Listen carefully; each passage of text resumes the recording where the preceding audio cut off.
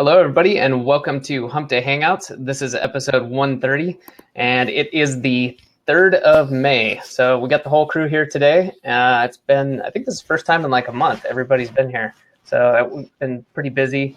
Let's just go down the line here. How's it going, Bradley? Good, man. Happy to be here. We got lots of questions already, so ready to rock and roll. Fair enough. Hernan, how you doing, man? Are you you're back home? I'm back home in Buenos Aires, not for long though, but I'll be here for the next, I think I would say a couple of weeks. Had a short trip to the Pacific coast, to the west coast of the U.S. It was amazing. We've been to San Francisco, LA, beautiful city. So glad to be back home and glad to be back to it. Nice. That's why we call it the best coast. And now I'm going to get some hate. But now you guys know who makes all the money. Right. Oh, man. Chris, how's it going, man? Doing good. Happy to be back in Austria too. Cool. Yeah, you're going somewhere too. Where you, or if you feel like sharing, where are you headed next? I will be heading on to Cape Town this Saturday, and also to Kruger National Park, so all over South Africa. So exciting times. Awesome. Yeah, South Africa is definitely on my list of places to visit. So someday. Now let's check in with the weather. Marco, how's it going, man? It's raining, man. Well, it's the afternoon, so. It's the afternoon rain. It's warm. It was nice and sunny this morning. Awesome. Riddle me this. How can you be in Oregon and all over Costa Rica all at once?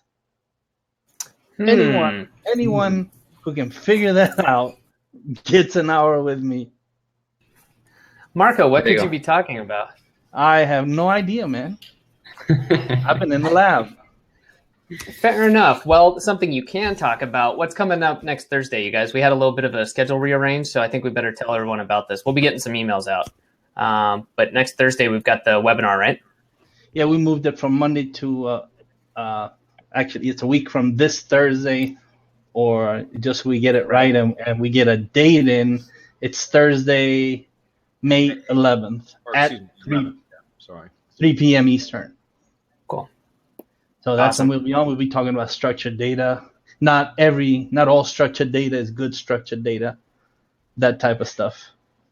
Awesome. Yeah, that should be good. I mean, in my mind, when I think structured data, I always think just the way I think about it is local. But I mean, obviously, there's more than that, right? I mean, people not just doing local should be figuring this out, right? Yeah. Yeah, I mean, if it was set up by Google, Bing, and Yandex, there's a reason for it. And if you're not doing it, then you have to be asking yourself why you're not, if it was set up for you to do it, right? There's a reason for it. There's a reason why you're being pushed to do this. And if you're not, why are you resisting the push? Gotcha. Especially when all tests show that the right kind of schema does help. Awesome. All right. Well, yeah, everybody, we'll be getting some more information out about that. And then you'll be able to sign up for that shortly later, hopefully by the end of the week, if not early next week. And then just a quick reminder, if you're new, if you're just watching us and wondering who the hell we are, well, first of all, thank you for watching and more semantic mastery, but also a good place to start. You're in the right place. Start with the Hump Day Hangouts. These are weekly. And also check out the Syndication Academy. All right. And put the link up here. So if you're not a member, please check it out. There's something there for everybody. And then if you have any questions or you need to find something, you can always start at support.semanticmastery.com. It's got our knowledge base and a lot of other really good info. So with that, you guys have any other topics we need to hit before we dive in? I got one. If you guys, most everybody that comes to Hump Day Hangouts is probably already subscribed, but we're 86 subscribers away from YouTube subscribers from passing the 4,000 mark. So we're trying to get, we get subscribers on a fairly regular basis anyways, but if you are watching Hump Day Hangouts and you haven't already subscribed to our channel, do so now, please. So we're trying, I mean, it's not like it's a magic number. We get past 4,000 and we're winners of something. It's not like that, but it's just kind of a benchmark. So it's kind of cool to pass that. So, Awesome. All right. With that, I'm going to get into questions if we're ready. Yeah, let's do it. All right, cool.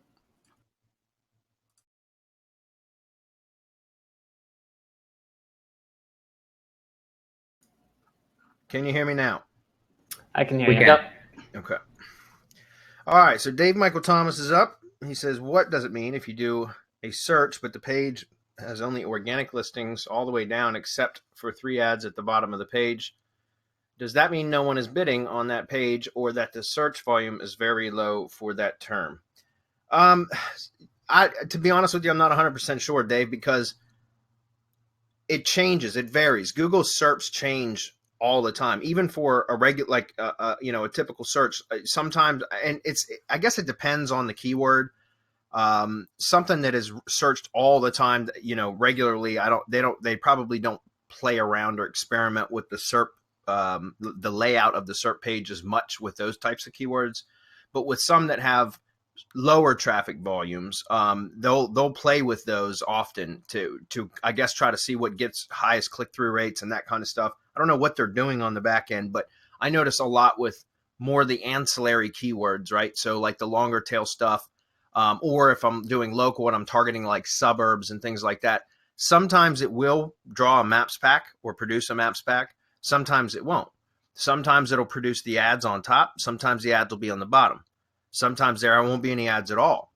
But in some of the keywords, with a lot of my AdWords funnels that I do for lead gen, some of the keywords will sometimes, like, I'm bidding on the keywords, I'm paying for them, they're getting impressions and clicks, but sometimes even with the ad preview and diagnostic tool, which is inside of AdWords, it's one of the AdWords tools. Even sometimes with that, if I'll go check on my keyword, it will show no ad showing on that page, even though I know that I'm bidding on it and I'm paying for clicks because I can see it in my dashboard. So it's just a matter of Google displaying different things at different times as they're playing with the page layout. Generally, it is going to be more for keywords that are lower traffic that they do those kind of experimentations for, but I can't swear that they don't do it on the higher traffic keywords too, because they very may well. Do you guys have any comment for that? Yeah, being organic, I think it's on a query by query basis, or a case by case basis, rather, depending on who's bidding on what, most often than not, but also depending on the organic results. So yeah, it's on a keyword by keyword basis, I think. Yeah, I agree. And so, I mean, yeah, a lot of times if you see, so, and I know, for example, like, let's get outside of local for a minute. With some of my affiliate funnels that I have set up that I'm running AdWords campaigns to, the same thing happens. I've got keywords that are really good traffic producing keywords for me. And yet sometimes when I'll do a search just to check on the keyword, my ad, it won't show. Like, no ads will show, even though and no kidding, for like one project in particular, there's 2 keywords out of like about 12. There's 2 that give me about 90% of my traffic. And still to this day, when I go check on it, sometimes there won't be any ads displayed. However, I get dozens of opt-ins from that ad per week. And so I know that for a fact that it's working, and it's so just sometimes it shows, sometimes it doesn't. So I'm not 100% sure why that is, Dave. But again, usually for me, I've noticed it's typically for lower traffic keywords that you see that kind of stuff, where it varies. The results page will vary. All right. Aussie is up. He says, hi, last week asked you a question on a website, been dropped for the search results, but not de-indexed by Google. Okay. After I checked, there was 4 posts a day for 3 days of posting. That's not natural. Well, it depends. It can be natural, Aussie. It depends. I mean, for like a plumber posting 4 posts a day for 3 days, you're right. That's probably not natural because it's very unusual, right? But for, a tech blog, a technology blog, that's pretty average. If not, that's probably on the lower end or the more conservative side. So, but probably if you're not posting a lot, yeah, that's probably a bit excessive. The website has a T1 branded ring. If I want to fix what happened, what do you think I can do? Disavow the T1 branded ring? I don't think that's the problem. Wait for 3 months. I would wait first. But hold on. A fix from Fiverr worked for me in the past with GSA links penalty. If you're in the U.S. market, I wouldn't suggest that. But if you're outside of the U.S. market, then yeah, you may very well be able to get away with a Fiverr gig that would help. If it's not worked in the past for you, it might work again. I don't know. I'm not sure what the gig is, but the website isn't worth a dime. Leave it, and that's it. Well, that's up to you. I mean, it's, again, how much work have you put into the project already? And if the website isn't generating any revenue for you, then sometimes recovery is not the best option. In other words, sometimes abandoning it and starting over, or replacing the website. Like, in other words, you might be able to use the same network and just replace the main domain and get some rankings back. It just depends. But sometimes if you're not making revenue from a particular asset and it goes into a penalty, personally, I would definitely abandon it and move on. If it wasn't generating me revenue to begin with, and I got a penalty, I would abandon that and go to another domain, right? Because it's easier to start from scratch, or start with a new domain. I shouldn't say from scratch, because if you've already got a network and you've got, a lot of stuff already in place, then it's just a matter of replacing the main domain, and then updating your networks and everything to use the main domain as the main website and the trigger and all that. But that's not very difficult, if that makes sense. Spending time and effort on recovery for a site that wasn't producing revenue to begin with is a waste of time, in my opinion. Although I'm sure other people may have different opinions, I personally would abandon it and start with a new one if it was. But if it was generating revenue prior to the penalty, and you want to recover it, and it's an aged site and all that kind of stuff, then those are some of the things that you can do. I don't think it's a network issue, though. To be honest with you, I've never seen a syndication network ever cause a penalty. Yeah, Bradley, go ahead, if I can for a moment, there was something, that definitely happened on April 18th, because we even saw it on some of the stuff that we're tracking, where things all of a sudden tanked. That was the update that they did for fake news. And so I don't know when this all took place, when his rankings dropped. It's not de-indexed or anything. None of the stuff got de-indexed. Some of it kept steady, and some of it dropped right on the 18th when they did the update. So it could just be that. But we've left some of the stuff alone, right? And we've seen it just come back, because the filters that are being applied don't really apply to what we're doing, since we're not dealing with news. So definitely just wait, man. Just wait. Stop. It's 80-20, right? Apply 80-20. Stop. Leave what you're doing. Leave it alone. See if it comes back. And if it doesn't, you should be doing something else that is going to make you money, instead of concentrating all of your time and effort into this that may or may not make you money. That's right. That's right. Okay. The next part of that was, I asked support of Syndication Academy to help me, but they said Hump to Hangout. Yeah, because support isn't for SEO help or guidance. Support is for if you're having trouble with an account, like logging into a members area or something like that. That's what support is for. The groups and Hump Day Hangouts is for support, for like SEO questions and that sort of thing, guys. And then obviously we have one-on-one if you want it. Am I willing to pay, but would it be any good? Well, it's one-on-one time with us to go over like whatever your property, and when I say with us, with one of us, to look at what you've got and try to come up with a plan. That's basically it. The more prepared you are ahead of time for the meeting, the more that we could serve you during a one-on-one meeting. But again, it's probably unnecessary, because your questions can get answered in the groups for the most part. Okay. All right. Let's see.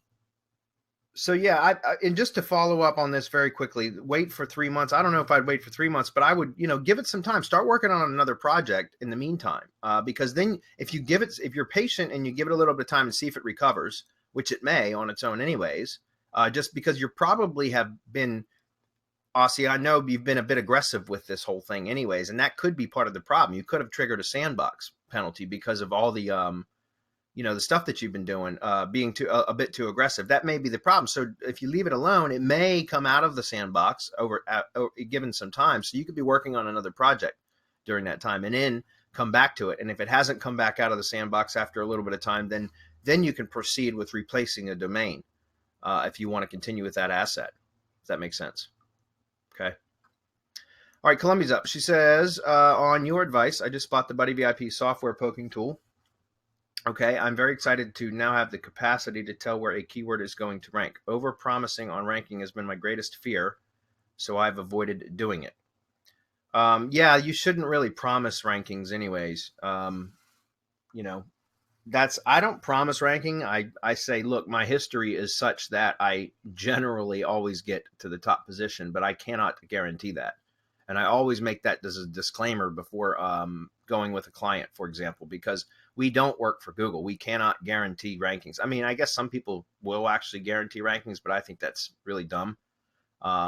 Because all we can do is apply what knowledge we have and do the best that we can. And obviously we want to get results, but that's also why I don't lock my clients in the contracts, right? And I never have, because I've always said, if I'm doing my job, you should want to continue paying me because it's serving your business. And if I'm not doing my job, then you should be able to stop paying me at any time. And so that's why I've worked my entire career that way. So and I've still got clients from 5 years ago. So obviously I'm doing my job. You know what I mean? But anyways, I've heard that Google is not fond of poking tools and is doing some penalizing for using them. I noticed in the software tutorials that they mentioned spreading your searches out over several YouTube accounts. Does that mean YouTube channels or Google accounts? And what is the reason for spreading across different channels or Google accounts? Okay, first of all, Google is not fond of poking tools. It's a spam action. Google's totally not cool with that, right? But who cares? We do it anyways, right? We spam the hell out of Google, figure out what keywords are ranking or which ones are going to be easiest to rank, and then we can delete those videos from those channels. No harm, no foul. And in fact, that's what Buddy V.I.P does. I mean, all of them can do that. Live Rank Sniper is the most recent one, which is really cool because you don't even need a video for that. It's just scheduled live events. The point is you can poke all those keywords, and within 15 minutes you can check results and then delete them all after you've compiled the results, right? So I mean, you could literally spam Google with these accounts and do it under the radar very quickly, unless it trips because you're trying to upload too many keywords or test too many keywords, which essentially means upload too many videos to one channel in a too short of a period of time. Does that make sense? So that's where the next part of your question, when you say multiple YouTube accounts, that's where that comes in.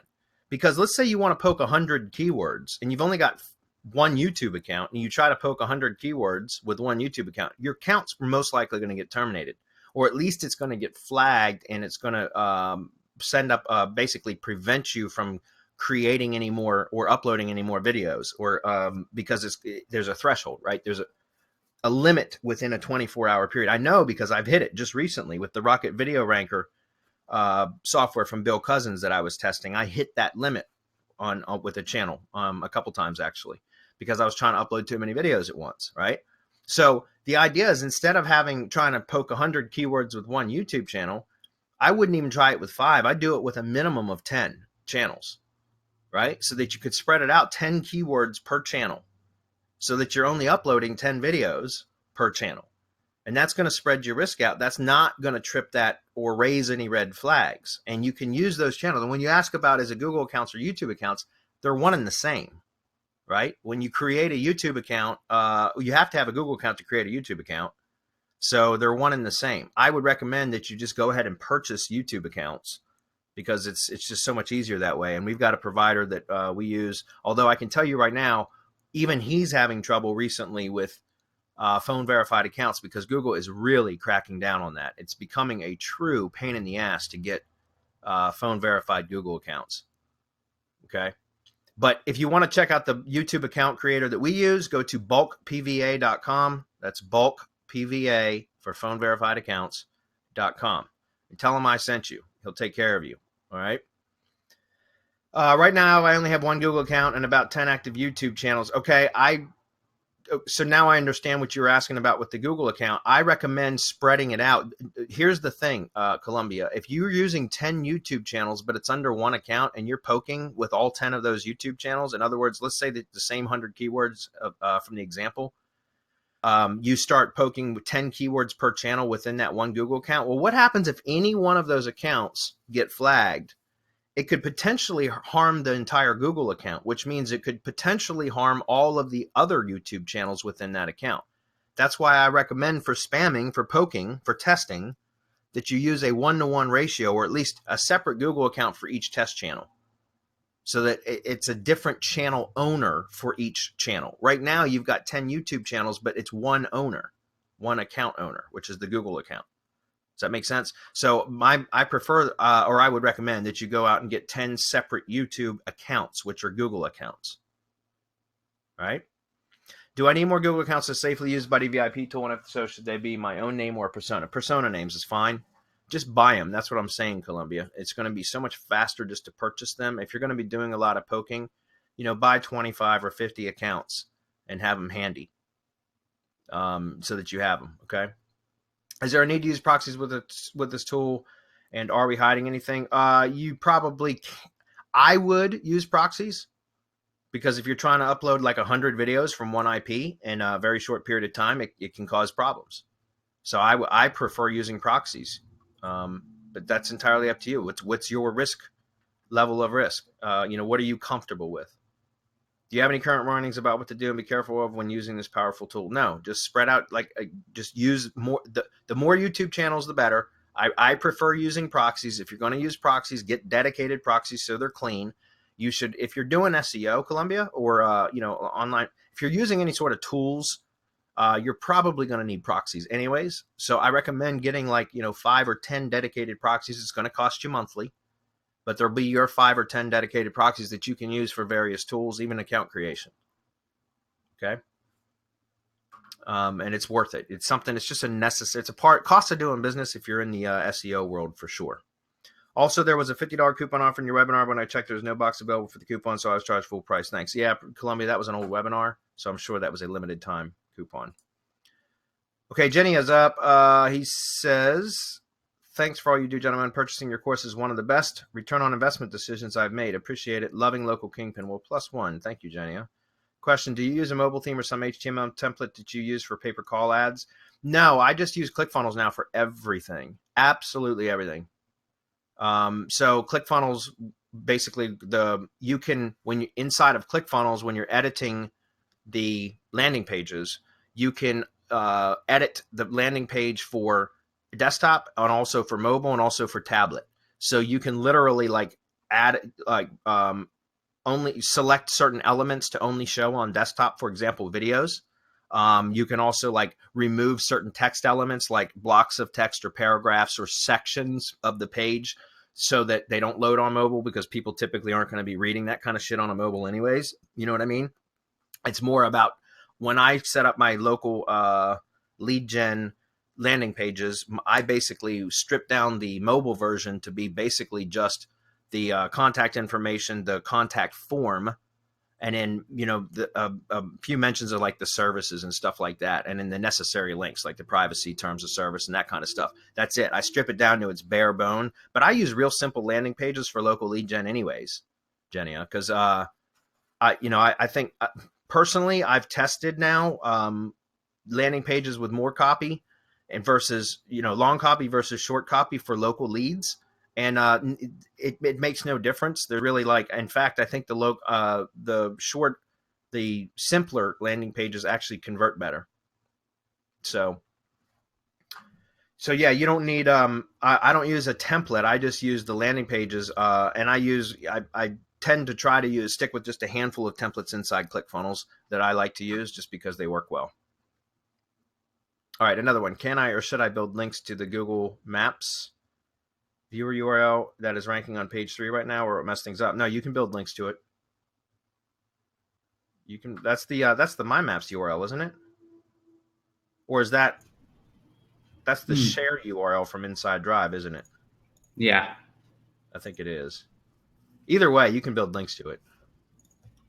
So, okay, Ivan says, "Hey guys, can you go overboard with schema markup on the main website?" Yes, you can. Would it could be considered unnatural to add too much, or would that help your site? Thanks. Yeah, there can be structured data spam. That's a manual penalty. You can actually get a manual penalty from Google inside of Search Console for structured data spam. I've gotten it. And so, you know, you can definitely over markup pages. So I don't recommend it. Now, if you can, and as Marco mentioned at the beginning of this webinar, we're going to be doing a structured data webinar next week, Ivan. So make sure that you pay, be on the lookout for the registration link when it goes out via email, because we're going to be talking about that. As Marco said, not all structured data is created equal. So you want to stick to the type of structured data that's going to have the most impact, and you want to make sure that you're not spamming your site with structured data. Mark, you want to comment on that? Yeah, fake structured data is what gets you.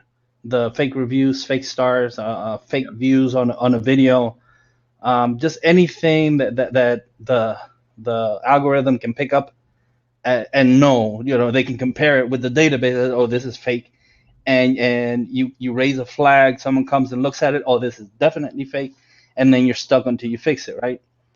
So why go through all that? Why spam? Well, we do spam structured data, but there's a right way to spam it. There's a right way to add a ton of structured data. It just has to be done correctly. It just has to apply with whatever it is that you're doing. Like, we usually do organization in the header, right, with JSON plus LD, the link data, and that works really well. But there's other stuff that you can do, whether you're doing images, video, author, whatever it is that you're doing. You can get really intricate. I'm not going to go deep into the exact things that you could do, because we've been doing a lot of research into this, and we do have a lot of information that we won't be sharing. But it's readily available. All you have to do is go and look at it and see what it is that you're encouraged to do. Website is called schema.org. Everything is there. I mean, everything. Yeah.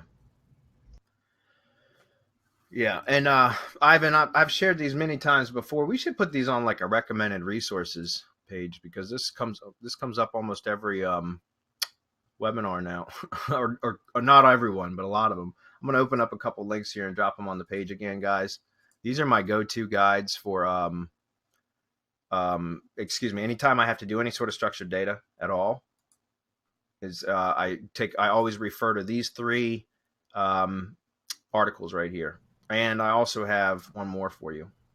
And we have our own in SERP space that they can use. The structured data creator, the JSON LD creator. Is that what you mean? Yeah, it's right in SERP space, and it doesn't cost anything to use it. Yeah, that's right. And there's a question coming up here in just a minute about that, by the way, from Roy. Was the last thing right here. Okay, so this is this right here is the schema list. This is the most up to date that I know of, because I think it gets edited in real time. So the type of local business types, in other words. So these are. I'll go ahead and drop all these links, guys, onto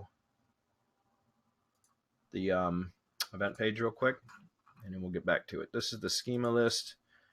Some comments have been remarked as spam. Somebody's comment got marked as spam. That happens, guys, and I don't know why Google does that sometimes. Apologize, whoever's comment that is. There's really no way for me to retrieve it. So sorry. By submitting again, I guess. One more. All right, those are my best. And then it looks like. No, okay, cool. Those are the ones that I always refer to, guys. And then, yeah, we have the JSON LD's creator inside SERP space now, so double check that. Paul says, hey, guys, I have a unique issue with Blogger. Blogger is putting the labels in each post automatically. How do I delete or stop the labels from being put in automatically? Blogger calls them labels. Paul, check your IFTTT applet. Chances are you have an app, the labels field inside the IFTTT applet is where your labels are being inserted. I bet you that's it. Okay, because otherwise I don't know where else they would be coming from. That's generally that's the only place I know of where you would insert labels into every post would be from the IFTTT applet itself. All right, thanks guys for all the work you do. I wouldn't be crushing on Google without you. That's awesome, Paul. Thank you. Try to +1 that. There we go. Okay, Wong says, Hernan, I bought the SEO battle plan. After we order Syndication Network, you suggest we order a small boosting package. May I clarify what exactly you mean by a small boosting package? Does the 3500 Web 2.0 enough without Tier 2 or GSA, Tier 2 GSA, or is Tier 2 GSA mandatory for this? This is a new website in Syndication Network. Yeah, good question, Wong. I would keep it really slow. Like you want to treat, and we've talked about this, you want to treat those syndication properties as part of your brand. That's why we say that if you have a brand new website, you take it slowly, you can always go back into SERP space and order some more Web 2.0s, and then throw a tier 2 GSA. Now we have the indexing service, so you can put the links over there pretty easily. But the reality is that you want to take it slowly, because these are brand new brand signals, and these are brand new properties that you want to take care of, you know? So that's why we are recommending a small package to start with. So set up the entire syndication network, set up the website, give it maybe 30 days, do the blasting, give it 30 days and see where it lands. Because again, you can always go back and, take out the big guns, like for example, the PBNs, or for example, the RYS stacks. Those are like more advanced stuff, but I would suggest that you take it slowly so that you don't go overboard and you get flagged, or maybe, sandbox or whatever that is. Like what Aussie's dealing with. Exactly. Yeah, exactly. About the PBN service in SerpSpace, what is the minimum metrics of each PBN that I ordered from SerpSpace? Shouldn't it be listed on the page? Yeah, it should be listed on the page, Wong, but we usually go above and beyond the metrics over there, because, I've done some mystery shopping over there, and I think we all had. And since we have our own scraping methods, and we have our own way of finding PBN domains, it's crazy the quality of the domains that you have, Sometimes metric-wise, and this is important, metric-wise, they will be average, but the quality of the links that those PBNs have, they're amazing. So that would be, I would suggest, Wong, that you focus on what kind of backlinks those PBN have instead of the metrics, because metrics that we have seen can be manipulated. They're non-relevant, to Google, because they're third party. So, while we suggest specific metrics, we also suggest that specifically when purchasing PBN domains, and this is general not only from us, but from any vendor out there, even if you're doing your own scraping, focus on the links. That's right. The links that domain has, that will make it a lot more powerful. And maybe the metrics are average, but the links are super good. Yeah, and the ones that we have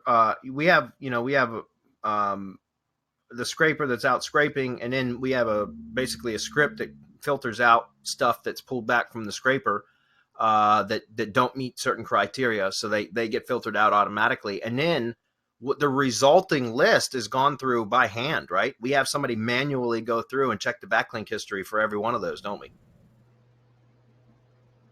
Yeah, sorry, I was muted. Yeah, that is correct. We have a human being going through them. So, we are really betting all of those domains, so they are really good. Yeah, what we're actually applying is everything that we did for the Video Powerhouse and Maps Powerhouse networks. The same things that we did to find the domains for those two, that's what's being applied to the PBN service now. So it's quality. You can find relevance. If you can find, I always say this, if you can find a really high metric domain, one of those super powerful that has links from seed sites and seed sets, then it doesn't matter whether it has relevance or not. But when you're down at the level of $10, $15, $20 PBNs, then you should look for relevance rather than metrics. That's right. Always.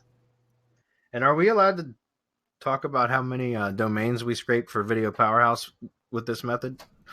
Sure, why not? 3,000.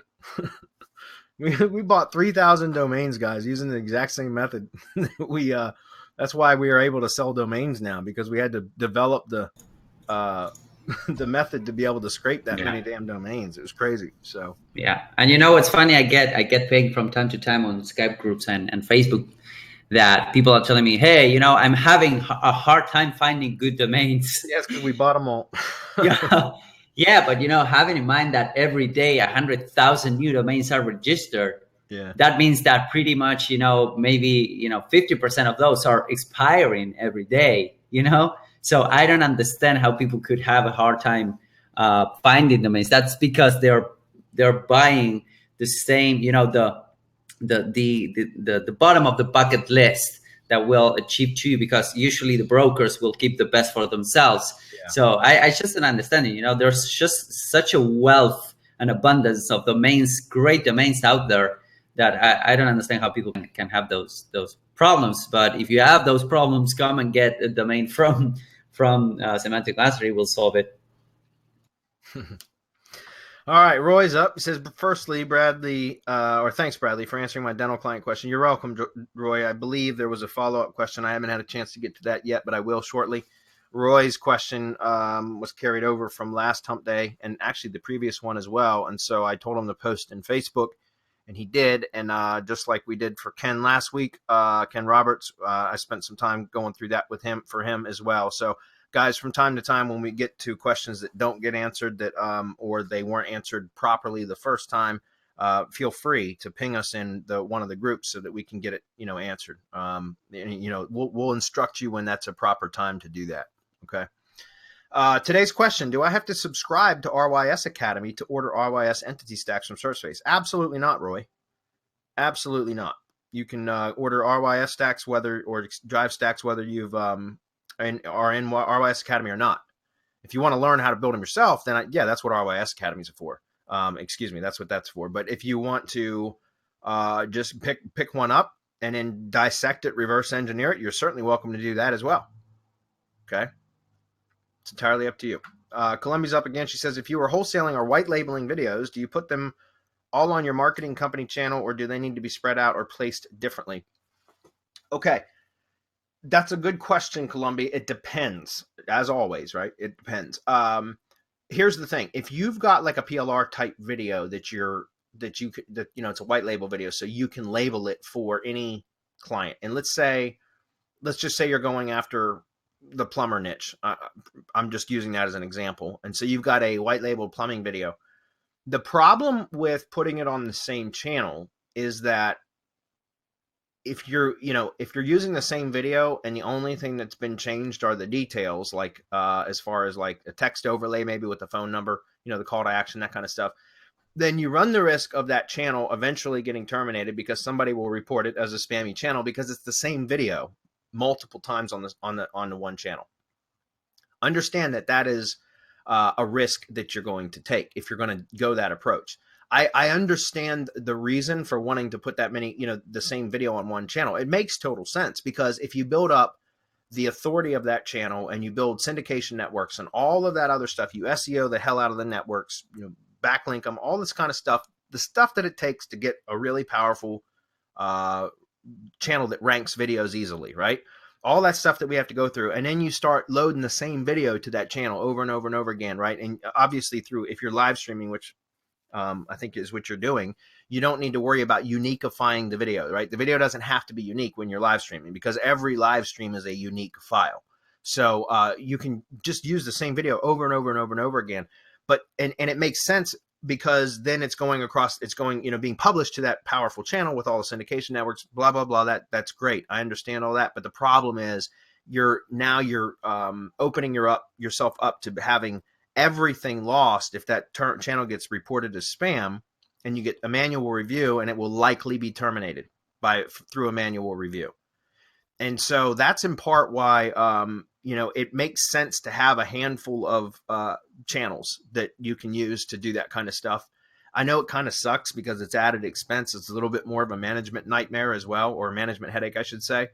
But it's in order to reduce your overall exposure to Google, right? So in other words, if let's say that you split it up across 5 channels and one of those channels ends up getting terminated. Okay, so you lost 20% of your business, or 20% of your revenue. So it's a lot less painful than losing all of them at one time if you have them all on one channel. And that's the cat and mouse game we play, right? So she says, using Buddy V.I.P, I'm planning just a straight live stream upload for each one, which is apparently each keyword that ranks or that she identified as easy to rank. Is the software 100% accurate, or is there a variation? And if so, how much difference could that be? Yeah, Columbia, see, and that gets back to the earlier question that you asked. If you're using a bunch of test channels, spam channels for poking, right, then those channels aren't going to be connected to anything else on the web. They're just YouTube channels. So there's no syndication network. There's no identity validation. There's none of that. It's just using brand new channels that you set up specifically for spamming or testing, poking, right? Whatever word you want to use. And so if you're able to rank videos on a new channel that has no entity or identity validation, it's no connection, they're what we call orphaned accounts, right? Because there's no other connection on the web, but yet you're able to rank certain keywords with those channels. Then if you're going to use channels that you have built up that you call your money channels for actually ranking the keywords that you know through your testing that you can rank for with little or no SEO work, those channels are probably going to be SEO'd and have syndication networks. They should anyways, right? And so you should, it's not 100% accurate, but most of the time you should be able to achieve the same results, and most of the time even better results with your money channels than what you were able to do with the test channels. However, it is Google and it is an algorithm, so there is a random ranking factor where sometimes a new channel will rank a video on page 1 and a established channel with syndication networks won't. It's rare, but it does happen. It's an algorithmic anomaly, right? And that's just the random ranking factor. So that does occur from time to time. But just know that if you're going to target keywords that you identified with spam channels or test channels, and you're going to target those with money channels, you have you're very, very likely to achieve the same results, and equally as likely to achieve better results, if that makes sense. Okay, Jeannie's up next. Man, between all the courses from Semantic Team and Hump Day, it seems like we hang out with you guys every day. I know. Doesn't it feel like that sometimes? I feel like I'm on a webinar every damn day, too. It's awesome. Thanks, Jeannie. Okay, Mark, it's a mind unifying a brilliant... I'm sorry, go ahead. Does. Yeah, he did add that we're making him money, though. So we're his best friends forever. That's awesome. Well, it's not us making you money. He's making the money. All we're doing is providing information. He's taking the action. That's it. You have to take action. If you just consume information and do nothing, then nothing from nothing leaves nothing. That's right. Nothing we did. All we did was provide the information. So, Columbia says, Marco, it is a mind unifying of brilliant, highly skilled people in the digital universe. That's almost right, but not quite. What is? She's answering the question when I said, riddle me this. Ah, okay. Okay. I was one. You guys lost me for a minute. All right, Adam. Let's see. Adam, that's not Adam. That's not a question. Jay Turner, can you post a sample schema code for a blog post? Jay, it should be right here in all those links that I just shared. There should be article markup there. I guarantee. I mean, there's got to be article markup in there. This is the most thorough structured data documents. Kevin, what was the name of the poking software? Sniper, Live Rank Sniper, Kevin. I think semanticmastery.com/LRS. I think that's it. If not, Adam can grab the link, I'm sure. Great software. By the way, Kevin, if you end up purchasing Live Rank Sniper through our link, just contact us at support, or actually you probably get added to the bonus site automatically. But if you don't, reach out to us at support and we'll get you added. I think you'll be added automatically. But we did I did a full case study with Live Rank Sniper on how I use it for local stuff, and it's a good case study, and you'll get access to that. Ken says, you always mention that we need to wait 21 days as a cool-off period. Does that apply to drive files, my maps, and YouTube videos? Not as much, because I usually don't wait with those at all. But what do you think, Marco? No, I think all bets are off when it comes to drive files. Now, if you're building the drive files over to some type of destination and it's the destination that starts dancing, then you should definitely leave it alone. But you know the problem with, well, it's not a problem with the folders and drive files. They come in and out of the index. They come in and out of the rankings until one day everything just settles and you're number one like forever. Like the examples that we've done, but that's just, you did it and left it alone, and the next thing you knew, it was number one, right? I mean that's basically what you need to do. Just do it and leave it alone. The Virginia SEO one, that was. I mean, I set it up in May of 2015, so it was 2 years ago, and that's exactly what happened. Is I did I think I did a SendWire blast to the stack into the G site at the time. And then I did a PBN run from one of my really shitty PBNs that I had basically turned, because it was an old PBN, so like it wasn't set up to the standards of which I would do it, 2 years ago. In other words, like it was a PBN that I didn't use for like linking anywhere near money sites anymore. I used it mainly for video syndication. And I did a small run on that with, I think, 13 links. So essentially linked from 13 different domains. And then I left it alone. And it took about 5 or 6 weeks. And actually, I don't know when it ranked during that 5 or 6 weeks. It didn't rank for the first couple weeks, I know, because I was checking it regularly. And then I kind of forgot about it. And I looked back about 5 or 6 weeks after it was initially built. And the damn thing was #1. And it's been #1, give or take. It's been in the top 3 pretty much ever since May of 2015, which is amazing. Yeah, if you remember, you were trying to index it, and it wouldn't even index. That's right.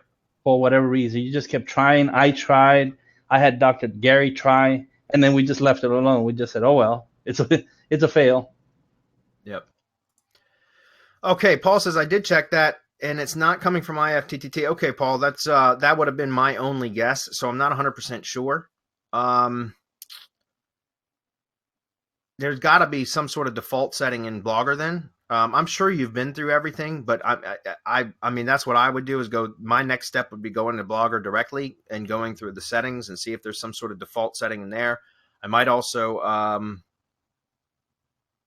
can't imagine where else it would be coming from, Paul. So I can't imagine where else it would be coming from. Sorry, I can't help you more with that, buddy. That the first thing I would have thought, I mean, as I mentioned, I would have checked IFTTT because I don't really mess with labels or tags inside of Blogger at all, ever. I might just put like the brand name as a label in the IFTTT recipe for the network, and that's it, if that makes sense. So I never mess with those, so I can't really give you any more guidance on that at the moment, Paul. I'm sorry. Maybe post that in the Syndication Academy group, and somebody else might have a response to it. And if not, I'll try to play around in Blogger for the next update webinar and see if I can figure out where that may be occurring. We just had an update webinar last week, though, so it's going to be probably 2 or 3 weeks, probably about 3 weeks before we have another one. But I'd be happy to take a look at that. Kevin says, it's my question, and we're almost out of time, guys. It's cool because it looks like we're almost out of questions, so good timing. It's my question. It was spammed. Okay, Kevin. Hey, guys, if I throw in a Google short link to my client's money site in the description of the YouTube video, I'm pushing through Video Powerhouse with 100 normal embeds plus 10K Web 2 embeds plus 150K tiered links. Will that be too much power and drop rankings or penalize the money site? No, it shouldn't, because those are no follow links from YouTube descriptions. So you can get away with a hell of a lot more.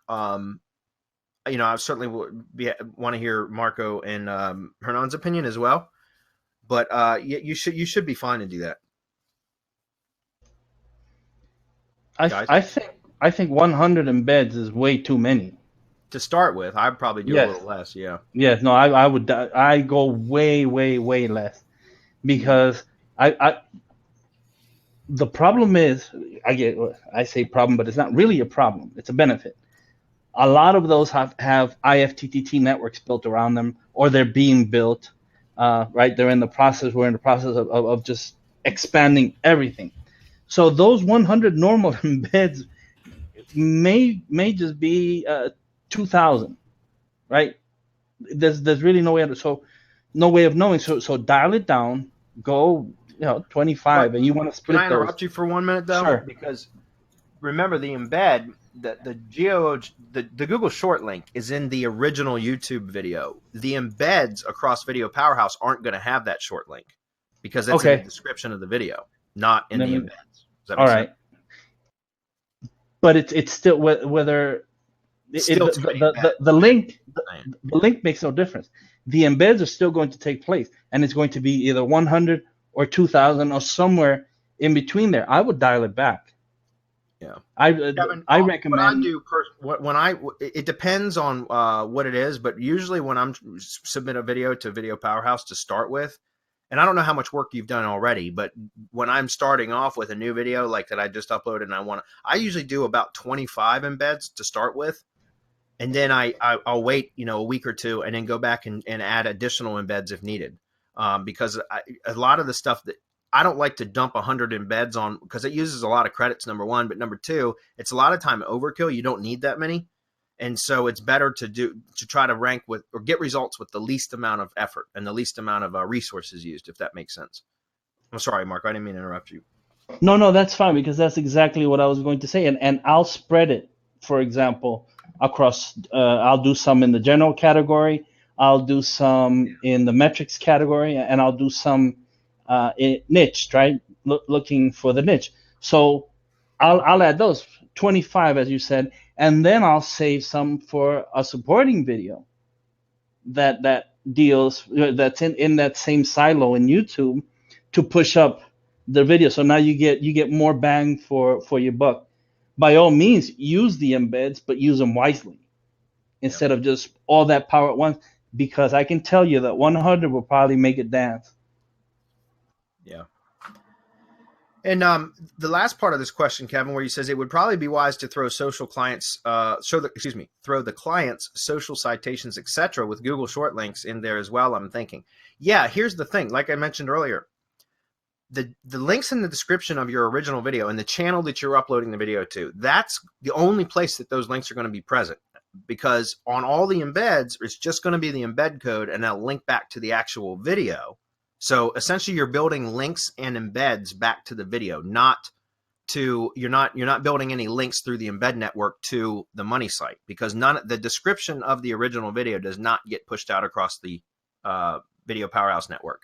Okay, so the same thing goes with your social links, right? It's the same thing. Here's where I think you're going to get, and not I think, but I know that you'll get the best results, is if you if you're going to use the Google short link for the social profiles and the money site, is now send traffic to the video that clicks through those links. Because if you're using Google short URLs, you're basically allowing Google to monitor all of the traffic through that link. You're giving them analytics, like injecting analytics into the link stream. That's exactly what you're doing.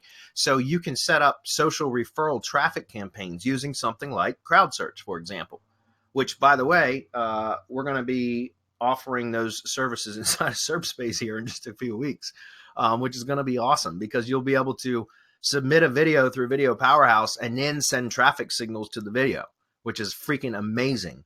And so anyways, that's what I would do, Kevin, is I would set up, because that's a really, really strong way to send really good signals back to Google, is to send traffic signals to the video. And then, like, if you're using CrowdSearch, you can tell CrowdSearch that you want them to click on internal links, which means links on the page, in this case, the YouTube video description. And then you can specify which links you want them to click on. And so they'll click on those. And if they're Google short URLs, it's injecting that. It's basically telling Google exactly that, hey, there's traffic coming to this YouTube video, and then there's traffic clicking through the links in the description over to the social properties. And then you can even do another click from the social property over to your money site. So my point is that that's a really good, strong social or engagement signal that you can send that way. So that would be something that I set up social traffic. And what's really cool is, I don't know if you guys know this, but inside of CrowdSearch, which is we're going to be integrating it with SerpSpace and Video Powerhouse, but you can actually take the RSS feed out of a Web 2 network, and so for example, your WordPress RSS feed, or your Blogger, or your Tumblr, or Digo. Right? You can take those RSS feeds and add them to CrowdSearch, so that whenever a new post is made, or whatever posts are present in the feed at that time, which is generally going to be 10 posts, it will at random send traffic to the Web 2 URL that's in, so the post URL that it found in the feed, and it will click through. So now that's traffic that gets sent to the Web 2, and then it will spend some time and do some internal browsing, which chances are it's going to click on a link within the post that links back to your money site. Another great traffic signal, right? And that's a way that you can power up your Web 2s without backlinks. I mean, you should be doing backlinks too, but my point is traffic signals is really, really important right now for SEO guys. And so you can use something automated like CrowdSearch, for example, to send traffic through your Web 2 networks back to your money site or your videos or wherever you want it to, and produce those signals in an automated fashion that Google's looking for. And I'm just wondering how many people realize that you just gave them a way to get around that default no follow link that YouTube gives everything. Yep. You just gave them a way to get around it, because you're sending signals that people are clicking on the link and actually following through to wherever it is that you're trying to get the people to go. The bot will follow. So you just gave them too much for free, in my opinion. in case, well, isn't that like our way? Yeah, that's what we always do. This should be, and I'll double check it, but this should be the backdoor link to get, because I know crowd search is closed to the public, but Dan always leaves it open for us because we've driven a ton of traffic in there because we're such heavy users of it. It's crazy because I use like 50 to 60,000 credits per month. It's crazy. So, all right, cool. I think we're done, guys. We're out of time anyways. I've got to go. So we appreciate everybody being here. Okay. Am I back? Yeah, you're back. Okay, cool. Appreciate everybody being here. We have Mastermind webinar tomorrow for those that are Mastermind members. By the way, we had like 10 new Mastermind members join in the last month. We just had another one join today. So welcome to all of the new Mastermind members, guys. We're crushing it in there. We got a lot of cool things coming up. So if you haven't joined the Mastermind yet, maybe you should. We'll see you. Yeah, and the guys joining, they also have some perks and gifts. So that's fun too. Yeah. All right, guys. Thanks, Marco. Thanks, Hernan. All right, bye-bye.